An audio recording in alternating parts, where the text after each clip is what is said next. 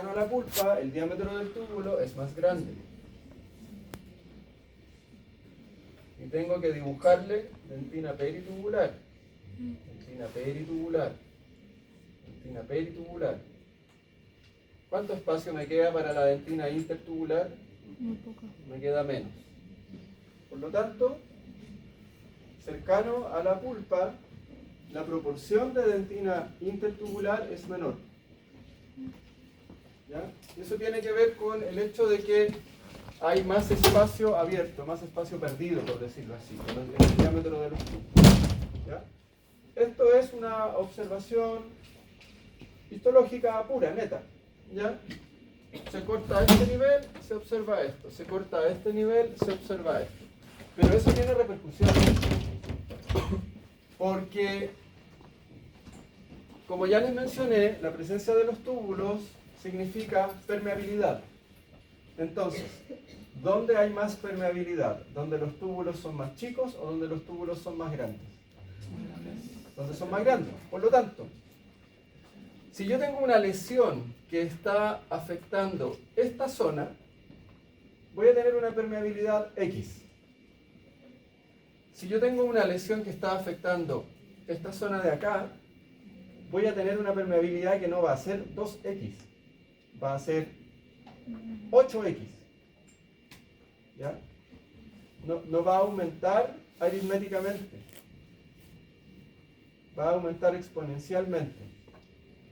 Porque al entrar en profundidad de la dentina, me estoy encontrando con túbulos de mayor diámetro, por lo tanto, la permeabilidad aumenta. Aumenta por el hecho de que el diámetro del túbulo es más grande. Si los túbulos tuviesen exactamente el mismo diámetro en todo el espesor de la dentina, ahí aumenta aritméticamente. X, 2X, pero no. Como va aumentando el diámetro, entonces voy de X, 4X, 8, etc. ¿Ya?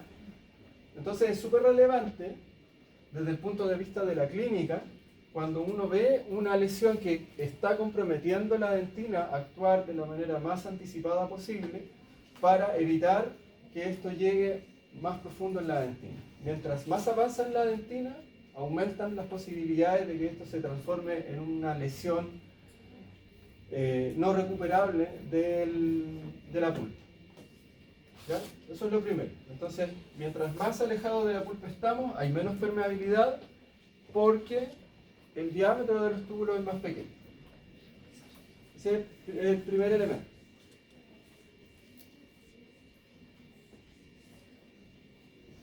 Segundo elemento, número de túbulos por área. Entonces vamos a ver esta tabla y vamos a ver esta columna de acá y esta de acá. Esto es distancia de la pulpa en milímetros. Esto es 0, o sea, al lado de la pulpa. Y este de acá, más de 3 milímetros de distancia de la pulpa, en dentina.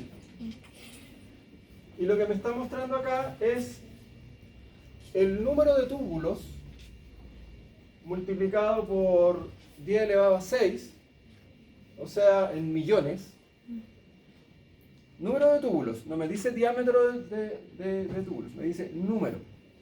Número de túbulos por centímetro cuadrado, por área.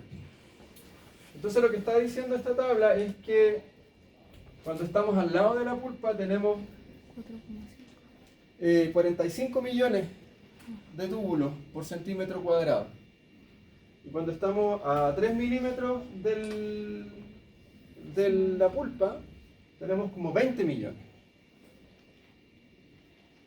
Entonces, tenemos dos elementos. Tenemos, primero, mientras más nos alejamos de la pulpa, hay menor cantidad de túbulos. Y mientras más nos alejamos de la pulpa, aquellos túbulos son de menor diámetro. Entonces tenemos esos dos elementos que dan cuenta del cambio de permeabilidad de acuerdo a la profundidad en dentina. Entonces ahora lo pensamos al revés, en el proceso patológico. Si hay una lesión o un compromiso que está ingresando a la dentina el aumento de la permeabilidad es exponencial porque se va encontrando, a medida que se hace más profundo, se encuentra con cada vez más túbulos y al mismo tiempo esos túbulos que encuentra son cada vez más grandes. ¿Ya? ¿Se entiende? Entonces, esos dos elementos, número de túbulos y diámetro de túbulos, también tienen que tenerlos súper presentes al momento de pensar en el proceso patológico. Profe, hay que saberse cada dato, ir comparándolo a los... No, no necesitan saberse los números, Pero sí entender, Pero sí entender que lo... pero sí entender el concepto. Ya. ¿Ya? Entonces uno podría hacer una pregunta como la que hizo su compañero. Claro, los túbulos más cercanos. Proporcionalmente, ¿dónde hay más dentina intertubular? Cercano al esmalte, cercano a la pulpa.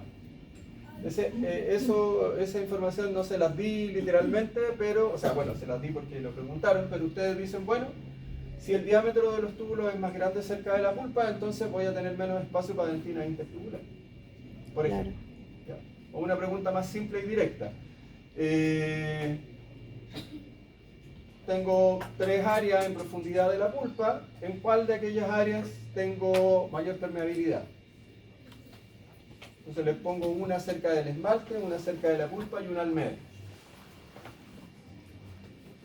¿Ya? Eso es.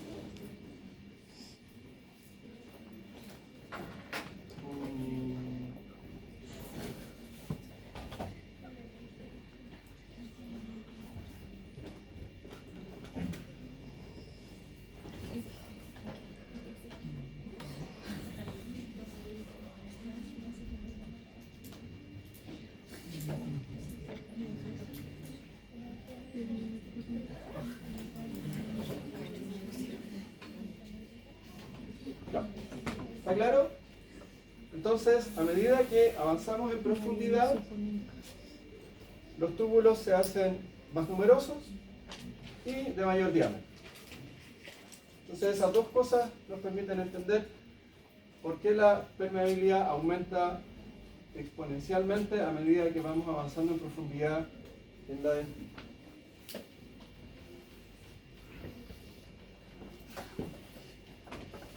Bien. Hay una cosa que no les he dicho. Hasta el momento, lo que yo les dije es que acá está la pulpa,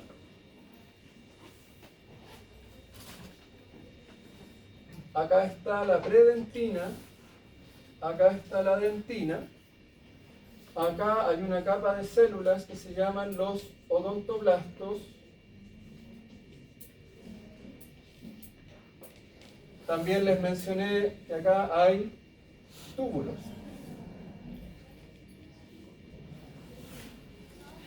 Túbulos dentinales. ¿Qué otra cosa les mencioné? Que el odontoblasto es una célula columnar secretora, por lo tanto es una célula polarizada. Vimos ayer en un corte que alguien preguntaba qué es eso y era Golgi, entonces yo les dije que es una célula polarizada que tiene un núcleo. ¿Hacia dónde va a secretar el odontoblasto? ¿Hacia allá o hacia allá? Hacia la dentina. Hacia acá. Entonces el núcleo lo ponemos acá.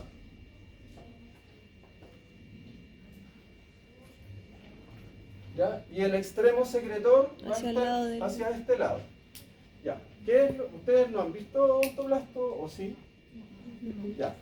Esta es la parte que me gusta a mí. Porque el odontoblasto tiene una morfología que es muy particular. Yo les dije que hay túbulos, pero no les dije nada de qué hay adentro del túbulo. Entonces ahora les voy a decir qué hay adentro del túbulo. O sea, dicho de otra manera, lo vamos a complicar un poco más. ¿Cierto? Porque yo les dibujé el túbulo con la dentina peritubular, con la intertubular, pero adentro del túbulo era un hoyo. Ahora vamos a ver que, que hay algo adentro. ¿Qué es lo que hay adentro? Eso. Como canales. El odontoblasto es una célula con una morfología muy particular. Presenta un cuerpo que está acá, o soma, y presenta una prolongación que se llama la prolongación odontoblástica. Prolongación odontoblástica. El odontoblasto es una célula que tiene un cuerpo y tiene una prolongación odontoblástica. ¿A dónde se mete la prolongación odontoblástica? Hasta la dentina. ¿A dónde se mete? La dentina. En el túbulo, no entre medio de los túbulos. Adentro del túbulo, en ese espacio vacío que yo les mostré, Aquí está la... adentro va la prolongación odontoblástica. Entonces está dentro de los túbulos de la dentina. Y esto que está acá. Esto es una fotografía electrónica, perdón, una microfotografía de microscopía electrónica de barrido. Ustedes ven superficie, aquí hay un corte, allí están los cuerpos de los odontoblastos y aquí por cada odontoblasto sale una prolongación Odontoblástica. odontoblástica. O sea, cada odontoblasto tiene su respectiva prolongación odontoblástica. Entonces, cuando yo les hablo, vamos a volver al ejemplo de ayer. Yo soy un odontoblasto, estoy parado pegado al muro allá, empiezo a retroceder, secretando una matriz que tiene predentina y luego dentina, el frente de mineralización. ¿Qué es lo que no les dije ayer y que les voy a agregar ahora? Es que a medida que voy retrocediendo, voy dejando una prolongación metida en la dentina. Entonces, al principio, el odontoblasto es una célula columnar típica, pero a medida que va retrocediendo en la formación de la dentina, va dejando la prolongación. O sea, cada vez tiene una prolongación más larga. Y esa prolongación queda alojada dentro del túbulo. ¿Ya? Esa es la particularidad morfológica que tienen los odontoblastos. Entonces, cuando yo les digo que en una dentina ya formada el odontoblasto secreta matriz, ustedes no se lo tienen que imaginar como una célula que libera componentes así en el polo, como sería, por ejemplo, una célula gástrica o una célula del hígado, ¿ya? Sino que libera sus vesículas de secreción a través de la prolongación odontoblástica. ¿Ya? O sea, es una célula secretora. Piensen en la célula secretora que vieron ya, pero en este caso, en vez de dibujarla como una columna que en el borde secreta cosas, tienen que imaginarlo como una prolongación y desde la prolongación se van liberando cosas. ¿Ya? Eso explica la capacidad de respuesta que tiene la dentina. Entonces, cuando hablamos, por ejemplo, de la dentina secundaria, que se sigue formando a lo largo de la vida, esto sigue ocurriendo. Yo les decía que va ocurriendo cada vez más lento con el paso de los años, pero sigue ocurriendo. Y cuando hablamos de dentina terciaria de tipo reaccional, ocurre lo mismo. ¿Ya? Entonces, el odontoblasto tiene esa particularidad.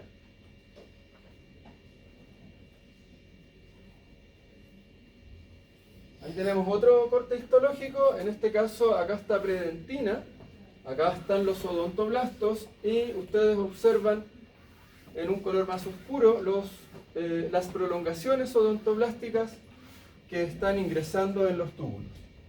¿Ya? Eso es histología absolutamente normal del odontoblasto. Ahora, si uno tuviese que responder la pregunta si el odontoblasto está dentro de la dentina o está fuera de la dentina, la respuesta más apropiada sería decir que el cuerpo del odontoblasto se encuentra en la pulpa, en la parte más externa de la pulpa, y las prolongaciones odontoblásticas se encuentran en la dentina.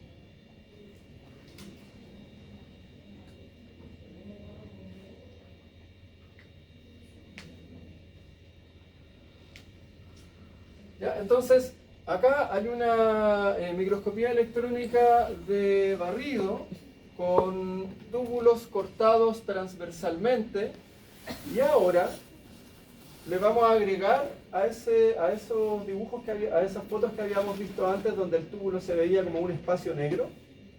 Ahora le agregamos la prolongación odontoblástica que va al centro.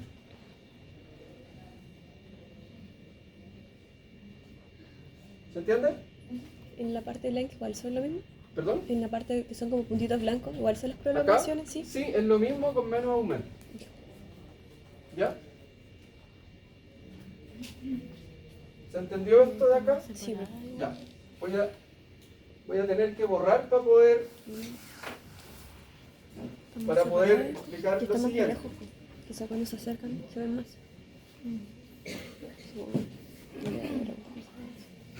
Podría preguntar qué tipo de microscopio se usa. Entonces, teníamos túbulo, dentina peritubular, por acá por afuera, dentina intertubular, ¿cierto? Eso ya lo hemos visto más de una vez. ¿La prolongación odontoblástica ocupa todo el espacio del túbulo o no? Va a ser complicación. No. Entonces la vamos a dibujar al centro. Prolongación odontoblástica. ¿Y qué dibujamos entre medio? ¿O qué creen ustedes que hay? ¿Qué habrá? Acuérdense que les dije que la prolongación, en distintos lugares de la prolongación, se pueden liberar los contenidos de las vesículas de secreción. Entonces, ¿qué habrá aquí?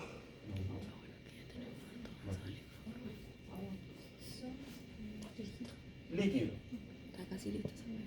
Que por supuesto es acuoso, o sea, hay agua, pero no es solo agua. ¿Y cómo se llama ese líquido que está acá? Este líquido que está acá se llama fluido dentinario. Fluido dentinario. Entonces, es un enredo. Prolongación odontoblástica, Sí. túbulo dentinario, fluido dentinario, dentina peritubular, dentina intertubular. Mucho nombre. Todo eso en un espacio pequeñito. ¿Ya? Entonces, cuando hablamos de liberación de componentes de una vesícula de secreción a nivel de la prolongación odontoblástica, tenemos que considerar que eso se libera a un medio acuoso, y ese medio acuoso es el fluido dentinario.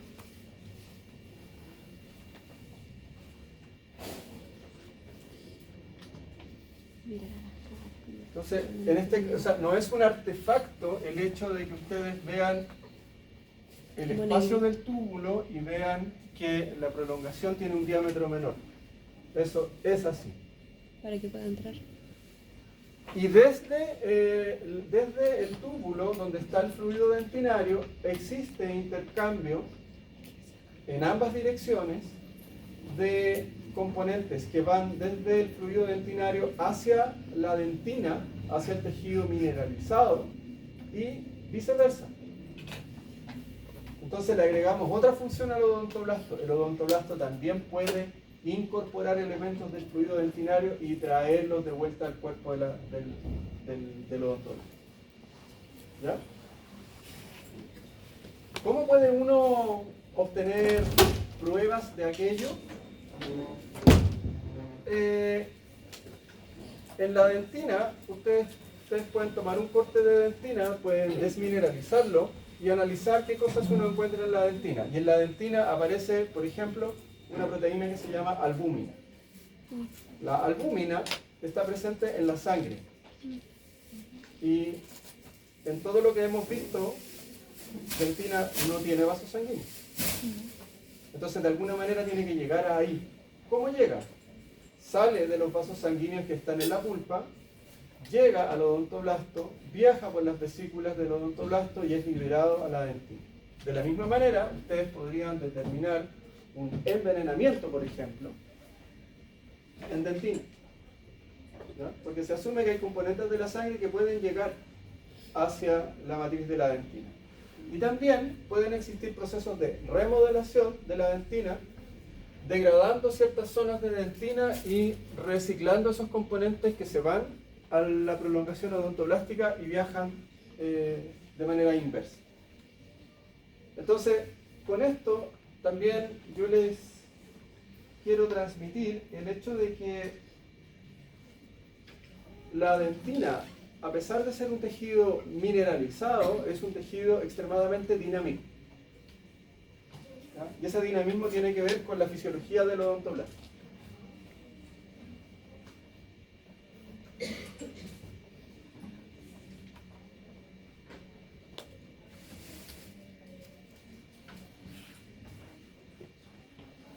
Esta, si no la ven bien acá, véanla en la pantalla. Acá lo que hay es un corte de dentina que está sometido a un tratamiento de desmineralización. Entonces se eliminó un poco de la matriz mineral. ¿Y qué es lo que se ve acá en este enredo de cosas? Ahí hay un círculo que es un espacio de un túbulo, ahí se ve una prolongación odontoblástica asomándose, y acá se ven como unas redes. ¿Qué son esas redes? Colágeno, matriz de colágeno. Porque acuérdense que yo les mencionaba que la dentina tiene un porcentaje de mineral, pero también tiene porcentaje orgánico. Entonces, el entramado tridimensional que le da soporte a la dentina es un entramado en base a colágeno. Ya, eso me interesa también que lo retengan. ¿Ya? ¿Qué otras cosas pueden observarse? No sé si tengo fotos de eso.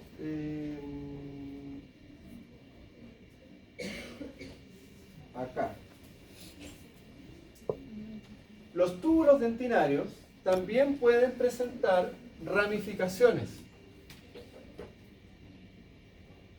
Y también se ha visto que pueden existir uniones funcionales de prolongaciones odontoblásticas que pertenecen a distintas células. O sea, se pueden enlazar. ¿Ya? Generando en la zona cercana al esmalte una especie de red que es capaz de detectar estímulos externos. Y esos estímulos externos son transmitidos hacia el interior de la pulpa para generar una respuesta. Ya está súper claro que, por ejemplo, en una lesión de caries, donde hay desmineralización del esmalte, cuando ese proceso alcanza la primera, ni siquiera alcanza a ser el primer tercio, cuando alcanza a llegar a esmalte, como en el primer tercio de esmalte, ya hay una cierta respuesta de inflamación a nivel pulpar. Y eso tiene que ver con el proceso de detección que hace esta red que está cercana al esmalte. ¿Ya? Entonces, igual es muy funcional.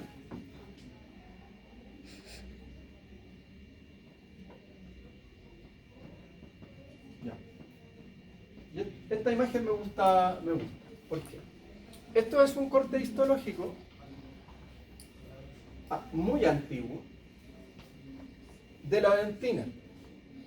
Y con las técnicas de aquel entonces se logró desmineralizar parcialmente y conservar las células del tejido, y se observa en la dentina, acá está esmalte, acá abajo está pulpa, se ven estas prolongaciones. ¿Ya? ¿Qué son esas prolongaciones? Son prolongaciones odontoblásticas que están presentes. ¿Ya? Pero eso lo sabemos ahora. ¿Qué es lo que me gusta de esta foto? Y siempre la pongo. Esta foto tiene 100 años. ¿Ya? Y de hecho, Hopewell Smith, los mismos de la capa hialina. ¿Por qué les muestro esto? Porque una cosa es realizar el análisis y obtener un resultado. Y otra cosa distinta es interpretar el resultado. Y esto a ustedes les puede pasar perfectamente. Ustedes tienen un resultado que les da algo, pero luego ustedes tienen que interpretar aquel resultado y perfectamente pues se pueden equivocar en el resultado. ¿Por qué? Porque el artículo en el cual aparece esta imagen, novedosa para la época, a ver, les explico el contexto. Ya se sabía que cuando falta un pedacito de esmalte y yo toco la dentina o soplo la dentina, duele. Entonces la pregunta era, ¿ya, ¿y por qué duele la dentina? ¿Qué posibilidades hay? Si a mí me duele algo, ¿por qué siento el dolor? Porque tengo terminaciones nerviosas. Entonces uno decía, ¿habrán terminaciones nerviosas en este material que es un material duro? Sí, porque había contenido. Como raro, ¿no? Entonces, en ese contexto de no saber bien por qué había una transmisión dolorosa, aparece esto. ¿Y cuál es la conclusión de este artículo? Creo que hasta en el título lo menciona. La duda está resuelta. En la dentina hay neuronas. Esa es la interpretación que se hizo de esta imagen. ¿Por qué? Porque lo vieron como un árbol neuronal. Entonces, ojo con eso. ¿Ya? No, imposible. Ahora ya se sabe que estos son las prolongaciones odontoplásticas. Ustedes tienen que haber visto en el colegio, los que ya escucharon esto lo van a tener que escuchar de nuevo, pero siempre es válido. Watson y Crick. What? Watson y Crick, nunca lo han escuchado hablar de Watson y Crick. A rendir la prueba de ingreso a la universidad de vuelta. Ya, les voy a dejar una tarea. No, que no pueden no conocer. Van a tener que descargar. No, en serio. Cada uno de ustedes va a tener que buscar en internet el paper de Watson y Crick. Es un paper de una página que no tiene monos. ¿Por qué? Porque el paper de Watson y Crick son famosos porque se ganaron el premio Nobel por determinar cuál era la estructura del ácido nucleico. Que la hélice, que las bases, todas esas cuestiones que alguna vez ustedes vieron y pensaron que no servían para nada. Eso dio origen a una revolución científica aproximadamente hace como 70 años atrás. O 60 años atrás, no me acuerdo bien. Todo lo que uno entiende por ciencia en biología dura tiene que ver con esta revolución de la estructura del ácido nucleico. Y estos señores pasaron a la historia con un artículo que son un par de párrafos en los cuales dicen esta estructura debe ser así. Y después hicieron maqueta y qué sé yo, y la doble hélice del ADN, la estructura de Watson y Crick. ¿Qué es lo curioso? Lo curioso es que el experimento a partir del cual se dedujo la estructura del ácido nucleico no lo hicieron ellos. Lo hizo una señora que se llamaba Rosalind Franklin. ¿Y cuál fue el problema de la señora Franklin? Que la señora Franklin, a partir del experimento en el cual ella tomó ADN, lo irradió con rayos X, vio como los rayos X rebotaban, estimulaban una placa, y de acuerdo al rebote en la placa, estimó, esto debe tener tal forma. Interpretó mal. Entonces ellos agarraron el experimento que había hecho otra persona, lo volvieron a mirar y lo interpretaron distinto. Y ellos aceptaron. Entonces el crédito se lo llevaron ellos. ¿Ya? Así que, ojo con la interpretación. ¿Ya? Esto es túbulos dentinarios ramificados, no neuronales. Entonces permanece una duda. ¿Por qué duele? Entonces ahí aparecen algunas teorías. No sé si esas teorías las tengo que ver acá o las vemos después. No me acuerdo. Ahí vamos a ver. Ya. sigamos hablando del odontoblasto. Soma, Ya compré. ¿qué se observa en el cuerpo del odontoblasto? Lo típico de una célula secretora. Harto retículo, Golgi, vesículas de secreción. ¿Qué se observa en la prolongación odontoblástica? Vesículas de secreción. Y ahí incluso se ve una ramificación de una prolongación odontoblástica. ¿Qué son esas líneas que se ven ahí? Citoesqueleto. Porque las vesículas no van flotando, sino que van montadas en el citoesqueleto avanzando.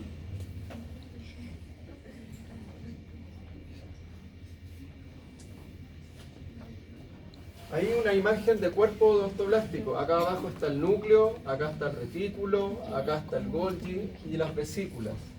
Acá lo mismo, capa de odontoblastos. Dentina, predentina, prolongaciones odontoblásticas.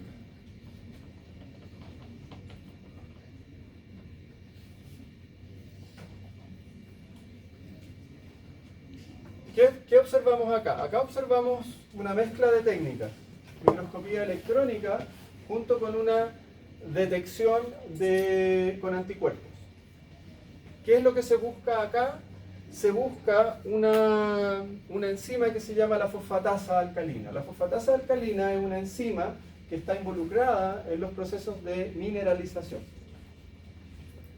Entonces, ¿qué es lo que se ve acá?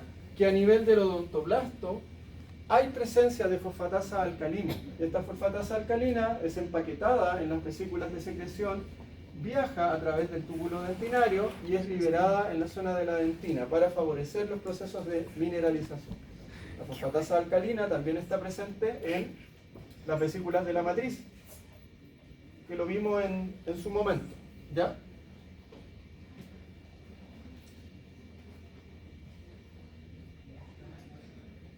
Acá otra detección inmune, pero se busca una proteína que es típica de matriz, se llama cialoproteína ósea. Estas son las siglas del inglés, Bone Cialoprotein, que se asociaba a hueso, porque es tejido mineral, pero también aparece en dentina. Y hay otra, osteocalcina, también presente. Entonces ahí empezamos a encontrar las similitudes que existen también entre el hueso y la dentina, que son estas. ¿Se acuerdan que yo les hablaba de las proteínas interactivas ayer? Ahí ya estamos empezando a ponerle nombre, porque estas son proteínas de matriz extracelular.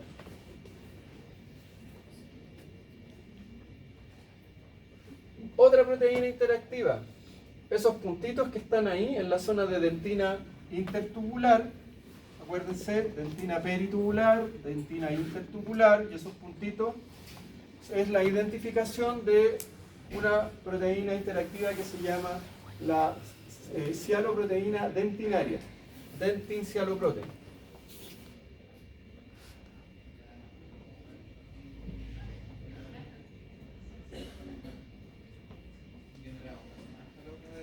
Y también, por si no les queda claro que la dentina es un tejido dinámico, acá hay un corte histológico de microscopía óptica, también con una detección inmune, que lo que se ve es una mancha café, donde se detecta la presencia de una proteína de matriz extracelular que se llama la metaloproteasa de matriz número 2. ¿Han escuchado hablar de las metaloproteasas? ¿No todavía? Bueno, a partir de ahora sí van a escuchar hablar de las metaloproteasas. Las metaloproteasas, como el nombre lo dice, son proteasas, o sea, son enzimas que digieren proteínas. Las metaloproteasas son enzimas que digieren proteínas y que necesitan como cofactor un catión, un metal. Si ahí hay una que se llama 2, eso les indica al tiro que hay más de una. Hay más de 20. ¿Ya? Entonces algunas utilizan calcio, o algunas utilizan magnesio, otras utilizan hierro, pero siempre utilizan cationes metálicos como cofactor. La metaloproteasa 2 es una enzima que es capaz de degradar colágeno que ha sido previamente denaturado. ¿Qué significa eso? Que hay una enzima que primero rompe el colágeno y luego los trocitos de colágeno son digeridos por metaloproteasa 2. Entonces, ¿qué les quiere decir esto? Que en el espesor, esto es dentina normal, que en el espesor de la dentina también hay recursos que permiten la remodelación de la dentina. Y de hecho, la destrucción de la matriz de la dentina en un proceso de caries tiene que ver con la desmineralización y la activación de estas metaloproteasas, que empiezan a romper la matriz de colágeno de la dentina. Y ahí se aumenta el proceso de destrucción. Acá, microscopía electrónica de barrido. La detección inmune se hace en este caso con un anticuerpo asociado a una partícula de oro y en la detección de la microscopía electrónica se ven unos puntitos blancos. ¿Qué se está encontrando acá? Metaloproteasa 2, metaloproteasa número 9. Esas dos, la 2 y la 9, degradan colágeno previamente roto. Reciben otro nombre. El otro nombre que reciben es el nombre de gelatinasas. ¿Por qué se llaman gelatinasas? Porque degradan gelatina. ¿Qué es la gelatina? Es colágeno denaturado. Cuando yo les digo gelatina, no les estoy hablando de esa que ustedes preparan y meten al refri. Porque eso se hace a partir de agar, que viene de algas. ¿Ya? Estoy hablando de colágeno denaturado. Y el colágeno denaturado es más familiar para todos nosotros de lo que uno piensa. Cuando ustedes meten una presa de pollo a cocer, ocurre el proceso de cocción, después sacan esa olla, la dejan a temperatura ambiente, se les olvida y después van a ver la olla y la presa de pollo está metida como en una especie de gelatina. Eso es colágeno denaturado. A los que les gusta el queso de cabeza, ¿lo conocen? Lo mismo.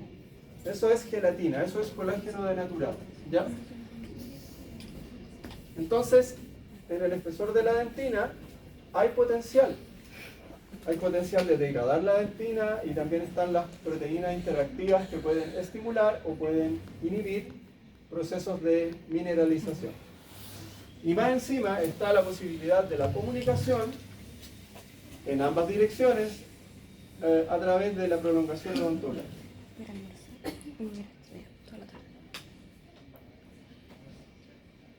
Salga a trotar un rato en la tarde, sí. O sea, que se puede respirar un poco. Ahora me acordé. En la clase siguiente vamos a ver esto de... Vamos a tratar de responder esta pregunta de ¿por qué duele? Va a quedar en el aire esa pregunta, porque estaba la teoría de que había neuronas y en ese artículo de hace 100 años atrás no se pensaba que eran neuronas, después se descartó, pero queda la pregunta en el aire, esa la vemos en la clase siguiente. Ya, lo último respecto del odontoblasto. O sea, uno podría hablar de odontoblasto un semestre entero. De hecho, hay algunas cosas que estoy pensando que las voy a también dejar para la siguiente clase. Pero ¿qué pasa con esto? El ciclo vital del odontoblasto. Esto es un artículo de revisión hecho por un señor de, nunca me acuerdo si es de Valparaíso o de Viña, un docente de hace poco más de 10 años atrás este artículo. Y lo que él representa acá, esto es un resumen del artículo, es cómo se observa el odontoblasto a lo largo de la vida. Entonces tiene un ciclo vital. Cuando el odontoblasto es joven y está altamente activo, su aspecto es el típico aspecto de una célula secretora, con un gran desarrollo del soma, con un gran desarrollo de los sistemas de vesícula, Golgi, retículo, harta mitocondria, todo eso. Y a medida que va avanzando el tiempo, fíjense acá, dentina primaria, dentina secundaria, la actividad secretora va disminuyendo. Esto tiene que ver con el envejecimiento. Entonces, por eso explica esto de que yo les decía que la velocidad de producción de dentina va siendo cada vez menor y se va verificando esos círculos negros que están ahí. Es la presencia de acúmulos de un contenido intracitoplasmático que se llama la lipofucsina, ya que es un derivado de lípidos y que es un reflejo de envejecimiento celular. ¿Ya? Entonces, este es el aspecto de un odontoblasto juvenil, secretor, altamente activo, y este es el aspecto de un odontoblasto ya senescente, con un menor desarrollo del soma, con ¿Cuánto una dura el odontoblasto? muy disminuida ¿Muere? presencia de organelos y los gránulos de lipofucsina. Por algo dijiste, sí, Lipofucsina. ¿Profe? Lipofucsina. ¿El odontoblasto en algún momento muere? ¿O vuelve a regenerarse? ¿O no sé? ¿O siempre queda como después queda adulto, no? Ya. Aquí me preguntan si el odontoblasto muere o no muere. Como si hace apoptosis, como la célula. Ya. Los odontoblastos van experimentando, además del envejecimiento, una disminución en su cantidad a lo largo de los años. Y eso también tiene que ver con el hecho de que el espacio disponible para odontoblastos se va haciendo cada vez más pequeño, porque la cámara pulpar de este porte Es amplia. después se va achicando. Entonces, en el fondo, si uno se imagina eso como una superficie, imagínense un globo. La superficie del globo está recubierta por células. Si el globo se hace más chico, caben menos células en la superficie. Y eso pasa con el tamaño de la cámara pulpar. ¿Qué otra cosa pasa con el envejecimiento? ¿Se acuerdan que yo les había dicho que había los túbulos eran más numerosos y más grandes en la zona cercana a la pulpa? Sí. Ya. Con el envejecimiento igual va disminuyendo tanto el diámetro como el número de túbulos dentinales. ¿Ya? Todo eso pasa, entonces eso también explica el hecho de que hay menor respuesta sensitiva en la dentina en un individuo que tiene 80 años que en un individuo que tiene 14. ¿Ya? Eso. Entonces, por si se me olvida, queda pendiente para la siguiente clase, para que me lo recuerden, porque duele, y otra cosa más que tiene que ver con particularidades del odontoblasto en relación a un tejido. ¿Ah? Como compararlo con un epitelio. No es un epitelio. Profe, Se lo adelanto aquí. pero entonces él solamente envejece y queda... No muere entonces, queda solamente O sea, ahí. igual muere. Ah, porque muere. menos, sí. Ah, Porque ya. todavía se mantiene una capa, pero ya poco funciona.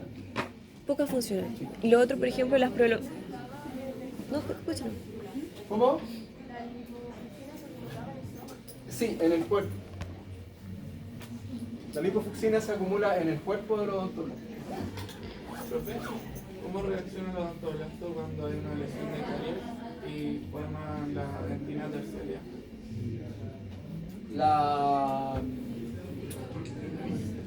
Si es una respuesta, si es un estímulo leve, se estimula la respuesta por estimular la secreción. Se estimula la fábrica.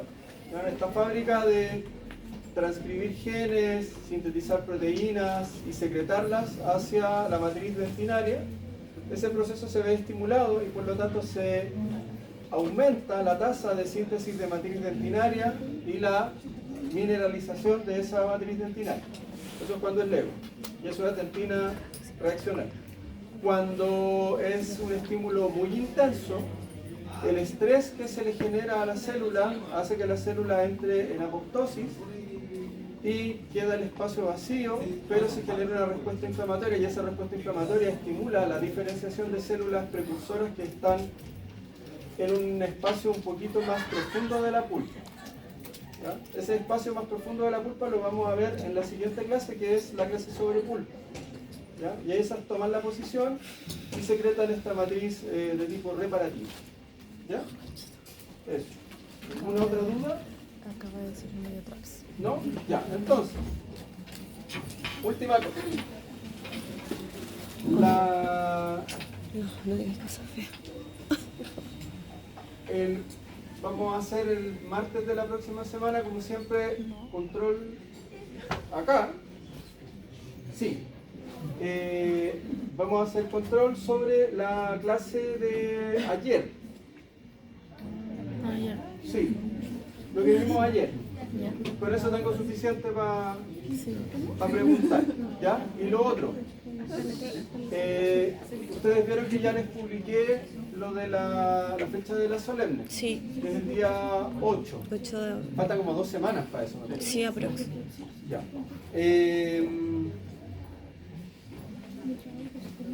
Ese día o esa semana Ay, perdón.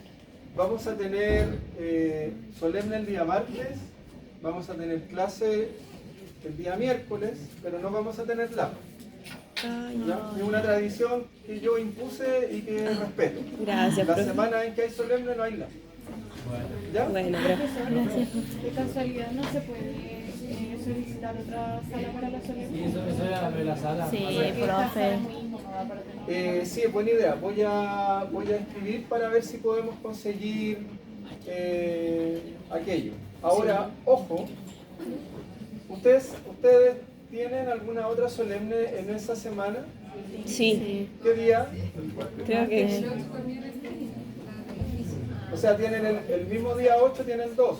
Sí. Ya, y el día 9, ¿Tenemos solamente la clase de ustedes? pero la investidura la tienen en el horario de lab. Sí. Ya, lo que Ah, pasa ¿verdad es que hay que investidura? existe la posibilidad que me digan, mire, le conseguimos una sala, pero se la conseguimos para el miércoles, no para el martes. Entonces quiero saber si tengo esa chance con ustedes. ¿Me entienden? Porque ustedes saben que las salas siempre son escasas, entonces así yo puedo ampliar la pregunta y puedo decir, yo tengo solemne tal día, pero también podría hacerla tal día, consígame una sala más adecuada. ¿Está bien o no? ¿O lo dejamos solo cerrado al martes? Ya, entonces yo voy a hacer la consulta y ahí les avisaré. Sí, porque es muy incómoda. En caso de que se cambiase la fecha, de que fuese del 8 al 9, el día 8 hacemos clase. El día de la investidura tendríamos que... Ya. Por eso, ya está, la va a cambiar para el miércoles. ¿Qué quiere ir a hablar? La verdad, para el martes, pero no.